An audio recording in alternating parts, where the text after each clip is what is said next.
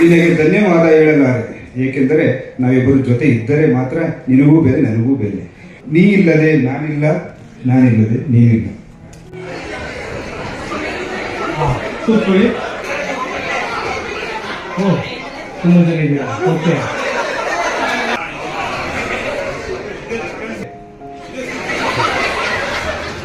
ಕೂತಿದ್ದೀರಾ? Check ಮಾಡೋಣ. Okay, shavasana ಕೂತ್ಕೊಳ್ಳಿ.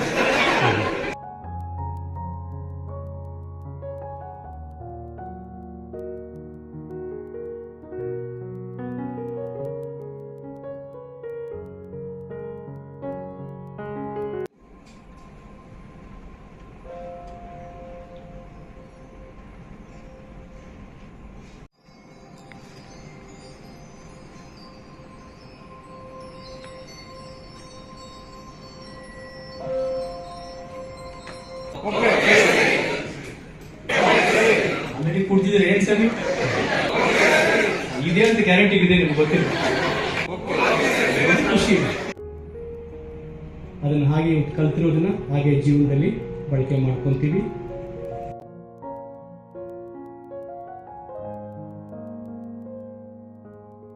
Doctor Suresh ಆಚಾರ್ಯರವರು ನಿಮಗೆ ದೈಹಿಕವಾಗಿ ಮತ್ತು ಮಾನಸಿಕವಾಗಿ ಹೇಗೆ ಉತ್ತಮ ಆರೋಗ್ಯವನ್ನು ಕಾಪಾಡ್ಕೋಬೇಕು ಅನ್ನೋದ್ರ ಬಗ್ಗೆ ಆಹಾರದ ಮುಖಾಂತರ ಆಗಲಿ, ಯೋಗ, ಧ್ಯಾನ ಇತ್ಯಾದಿಗಳ ಮುಖಾಂತರ ಹೇಗೆ ನಾವು ನಮ್ಮ ಆರೋಗ್ಯ ಸ್ಥಿತಿಯನ್ನು ಉತ್ತಮ ರೀತಿಯಲ್ಲಿ ಇಟ್ಕೋಬೇಕು ಅನ್ನೋದ್ರ ಬಗ್ಗೆ ಸಾಕಷ್ಟು ಉದಾಹರಣೆಗಳನ್ನು ಕೊಟ್ಟು ಏರ್ಪಡಿಸಿರುವ ಇವತ್ತು ಒಂದು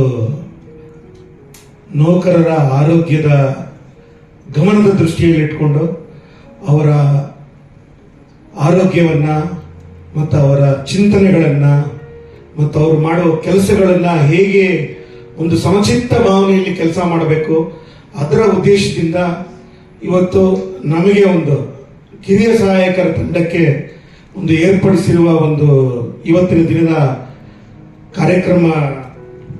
ಕಾರ್ಯಕ್ರಮದಲ್ಲಿ ಡಾಕ್ಟರ್ ಸುದೇಶ್ ಆಚಾರ್ಯರವರು ನಮಗೆ ಇದೊಂದು ಪಠ್ಯವನ್ನ ಬೋಧಿಸಿದ್ದಾರೆ. ಇದು ನಮಗೆ ತುಂಬಾ ಸಹಕಾರಿಯಾಗಿತ್ತು. ಯಾಕಂದ್ರೆ ತುಂಬಾ ಜನಕ್ಕೆ ಇದರ ಬಗ್ಗೆ ವಿಚಾರಗಳು ಎಲ್ಲರೂ ಅನ್ಕೊಂಡಿದ್ವಿ, ಆದ್ರೆ ಇವತ್ತು ತಿಳ್ಕೊಂಡಿರೋದು ತುಂಬಾ ತಿಳ್ಕೊಂಡಿದೀವಿ ಅನ್ಕೊಂಡಿದ್ವಿ. ಇನ್ನೂ ನಮಗೆ ತಿಳಿಯೋದು ಇನ್ನೂ ಹೆಚ್ಚಿದೆ ಅನ್ಸುತ್ತೆ. ಬಟ್ ಅದರಲ್ಲಿ ತುಂಬಾ ಚೆನ್ನಾಗಿ ನಮಗೆ ಅದನ್ನ ತಿಳುವಳಿಕೆಯನ್ನ ಹೇಳಿಕೊಟ್ಟಿದ್ದಾರೆ. ಇದು ನಮಗೆ ಇವತ್ತು ಕೆಲಸ ಈ ಒತ್ತಡದಲ್ಲಿ ಸಚಿವಾಲಯದಲ್ಲಿ ತುಂಬಾ ಒತ್ತಡದಿಂದ ನೌಕರರು ಕೆಲಸ ನಿರ್ವಹಿಸ್ತಾ ಇದ್ದೀವಿ. ಅವರಿಗೆ ಇದೊಂದು ಕಾರ್ಯಕ್ರಮ ಅತ್ಯವಶ್ಯಕವಾಗಿ ಬೇಕಾಗೇ ಇತ್ತು.